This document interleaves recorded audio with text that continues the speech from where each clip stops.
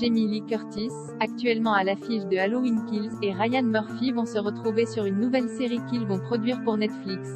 L'histoire, celle du premier High Five. Même s'il n'y aura pas de troisième saison de Scream Queen, Jamie Lee Curtis et Ryan Murphy s'apprêtent à refaire équipe pour une mini-série Netflix intitulée Outfielder selon Deadline. Ryan produit un projet que j'essaie de mettre en place en tant que productrice depuis plus de 10 ans. J'ai eu les droits sur un projet qui raconte la vie de l'homme qui a inventé le high five, la tape dans la main, NDLR, a déclaré l'actrice. L'homme en question est Glenn Burke, un joueur des Los Angeles Dodgers, qui à l'âge de 19 ans le 2 octobre 1977 a tapé dans la main de son coéquipier, réalisant ainsi le premier high five filmé. Ce geste s'est produit après qu'un autre joueur a marqué un home run lors du dernier match de la saison.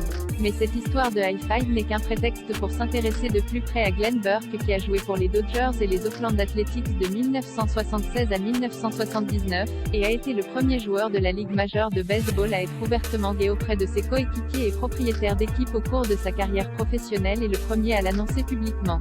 Son courage ne l'a malheureusement pas récompensé puisque sa carrière a été plus courte que prévu. Il a écrit dans son autobiographie que les préjugés l'ont emporté.